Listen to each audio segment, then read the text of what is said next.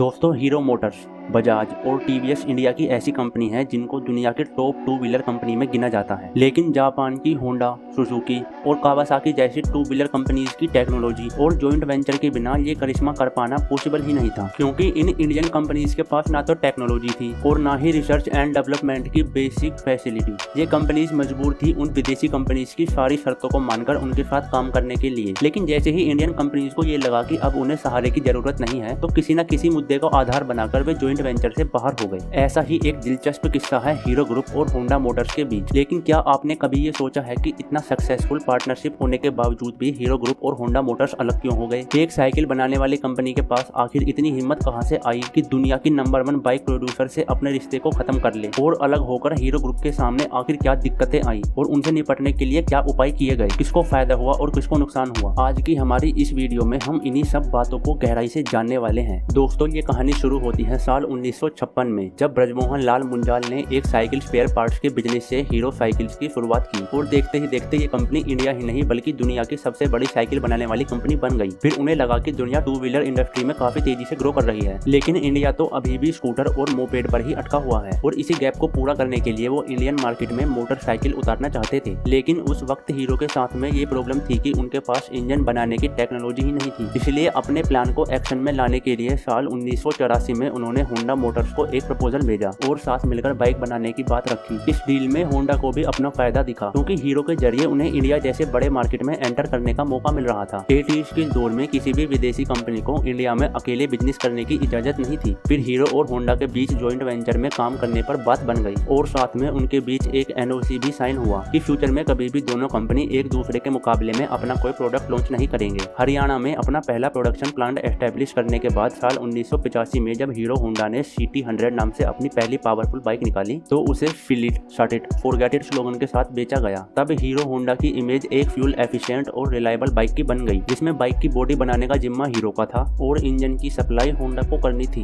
इसके बाद स्प्लेंडर और पैशन जैसे कुछ पॉपुलर बाइक्स ने हीरो होंडा की पोजीशन को और मजबूत कर दिया। साल 2001 आते आते इंडियन 2 व्हीलर इंडस्ट्री में 50% से भी ज्यादा मार्केट शेयर के साथ हीरो होंडा की मोनोपोली हो गई और वो दुनिया की सबसे बड़ी 2 व्हीलर कंपनी बन गई। लेकिन आप सोच रहे होंगे कि जब बिजनेस में सब कुछ अच्छा चल रहा था तो 2010 में मुंजल साहब होंडा से अलग क्यों हो गए? असल में ऊपर से तो चीज अच्छी नजर आ रही थी, लेकिन अंदर ही अंदर मैनेजमेंट के बीच कुछ बातों को लेकर लंबे लफड़े चल रहे थे, जिनमें 2 मुद्दे ऐसे थे जो इन दोनों कंपनी के अलग होने की वजह बन गए। सबसे पहला रीजन तो ये था कि साल 2000 के बाद बजाज ऑटो, टीवीएस, यामाहा और सुजुकी जैसे कई नई प्लेयर्स इंडियन मार्केट में आ गए, जिससे हीरो होंडा के मार्केट शेयर पर प्रेशर आने लगा। तब होंडा मोटर्स ने इन नए प्लेयर्स के साथ सीधे कॉम्पिटिशन करने के लिए साल 1999 में होंडा मोटरसाइकिल और स्कूटर इंडिया नाम की एक अलग कंपनी शुरू कर दी और एक्टिवा नाम से एक स्कूटर भी लॉन्च कर दिया, जो कि हीरो के साथ हुए उनके एग्रीमेंट के बिल्कुल ही खिलाफ था। और दूसरा रीजन ये था कि साइकिल प्रोडक्शन में दुनिया की सबसे बड़ी कंपनी होने के बावजूद भी हीरो को अपने बाइक्स नेपाल, बांग्लादेश और श्रीलंका जैसे कुछ पड़ोसियों के अलावा इंटरनेशनल मार्केट में एक्सपोर्ट करने की परमिशन नहीं थी, जबकि होंडा अपने बाइक अमेरिका और रशिया जैसे डेवलप्ड कंट्रीज में बेचकर अच्छा प्रॉफिट कमा रहा था। मुंजल साहब ये बात समझ गए थे कि इंटरनेशनल मार्केट में जो पोजीशन वो चाहते हैं उसके लिए उन्हें अपना खुद का इंजन डेवलप करना ही पड़ेगा, और इसीलिए हीरो अपने प्रॉफिट का ज्यादातर हिस्सा इंजन डेवलप करने पर खर्च करने लगा, जिसके चलते इन दोनों कंपनीज के बीच दरार और भी ज्यादा बढ़ गई। और इसका रिजल्ट ये हुआ कि हीरो और होंडा के रास्ते अलग अलग हो गए। जिस होंडा मोटर्स के साथ मिलकर हीरो ग्रुप ने दुनिया की सबसे बड़ी बाइक कंपनी होने का खिताब जीता था, आज वही होंडा ग्रुप उनके सबसे बड़े कंपटीशन के रूप में खड़ा था। दोस्तों, आइए अब चलते हैं अपनी कहानी के क्लाइमैक्स की ओर। अब जानने की कोशिश करते हैं कि होंडा से अलग होकर हीरो ने अपने आप को खड़ा कैसे किया, उनकी अपनी एक ब्रांड इमेज कैसे बनी और मोस्ट इंपोर्टेंट उनके फाइनेंशियल कंडीशन पर इसका क्या असर हुआ। हीरो होंडा के जॉइंट वेंचर में मुंजाल परिवार और होंडा की 26% की हिस्सेदारी थी, जिसमें होंडा के 26% स्टेक हीरो ग्रुप ने खरीद कर कंपनी का नाम हीरो होंडा से बदलकर हीरो मोटोकॉर्प कर दिया। और डीमर्जर के समय एक एग्रीमेंट हुआ कि साल 2014 तक होंडा अपने इंजन और टेक्नोलॉजी का सपोर्ट हीरो को देता रहेगा, जिसके बदले में हीरो को उन्हें रॉयल्टी बोनस देना पड़ेगा और साथ ही मोटरसाइकिल को हीरो होंडा के नाम से ही बेचा जाएगा। मुंजल साहब के सामने चुनौतियों का एक पहाड़ खड़ा था। उनके पास खुद का R&D सेंटर, मैन्युफैक्चरिंग प्लांट और सप्लाई चेन एस्टेब्लिश करने के लिए सिर्फ 3 से 4 साल का वक्त था। लेकिन हीरो मोटोकॉर्प ने सारे चैलेंज को ओवरकम करते हुए साल 2014 में राजस्थान के नीमराना में अपने पहले प्रोडक्शन यूनिट की शुरुआत कर दी। साथ ही जयपुर में एक वर्ल्ड क्लास R&D सेंटर की भी नींव रख दी, जो साल 2016 में 850 करोड़ की लागत से बनकर तैयार हुआ। इसके अलावा सप्लाई चेन की सर्विस नेटवर्क को भी दुरुस्त करने के लिए हैवीली इन्वेस्ट किया गया और आखिरकार अपने खुद के इंजन के साथ स्प्लेंडर, पैशन और ग्लैमर ग्लैमर जैसे मोटरसाइकिल को लॉन्च कर दिया गया। लेकिन क्या इतना ही सब कुछ हीरो की सक्सेस के लिए काफी था? शायद नहीं, क्योंकि लोग हीरो को एक साइकिल बनाने वाली कंपनी के रूप में जानते थे। मोटरसाइकिल तो होंडा के नाम पर बिकती थी। अब हीरो को जरूरत थी अपने ब्रांड इमेज को मजबूत करने की। उन्हें होंडा से अलग अपनी पहचान एक स्टैंड अलोन कंपनी के रूप में बनाने की चुनौती थी। इसीलिए एक नया लोगो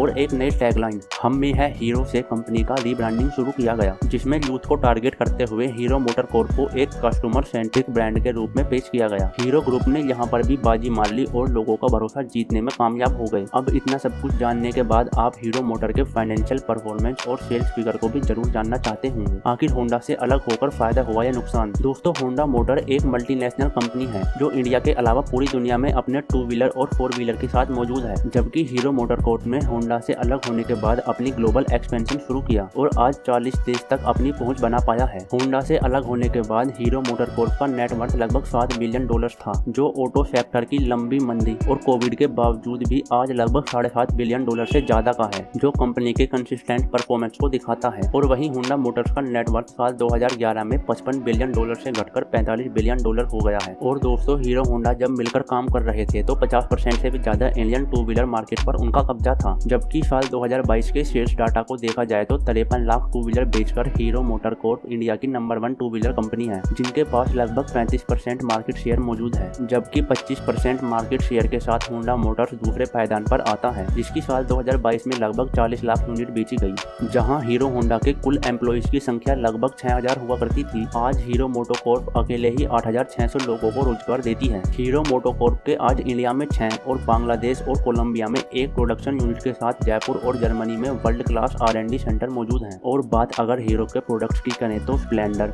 पैशन और ग्लैमर जैसे पावरफुल बाइक्स के साथ ऑफ रोड एडवेंचर्स के लिए एक्सपल्स 200 सीरीज, प्लेजर, माइस्ट्रो और डेस्टिनी जैसे स्कूटर भी पोर्टफोलियो में मौजूद हैं। और दोस्तों, साल 2019 में हीरो ने 7.8 मिलियन बाइक बेचकर दुनिया में सबसे ज्यादा बाइक बेचने का रिकॉर्ड बनाया था। इसके साथ ही ये 100 मिलियन 2 व्हीलर बनाने वाली दुनिया की इकलौती कंपनी है। लेकिन आप जानकर हैरान होंगे कि इनके टोटल सेल्स का 70% से ज्यादा हिस्सा स्प्लेंडर का होता है। एक इंटरेस्टिंग फैक्ट ये भी है कि भले ही मोटरसाइकिल सेल्स में हीरो मोटरकॉर्प सबसे ऊपर हो, लेकिन स्कूटर के सेल्स में सिर्फ 10% मार्केट शेयर के साथ 3rd पोजीशन पर आती है। और होंडा मोटर्स की एक्टिवा इस सेगमेंट में मार्केट लीडर है। समय की मांग को देखते हुए हीरो ने एक मोबाइल ऐप भी लॉन्च किया है और साथ ही डिजिटल मार्केटिंग में भी अच्छा खासा निवेश कर रही है। तो दोस्तों, उम्मीद है कि आपको इस वीडियो से कुछ नई जानकारी मिली होगी।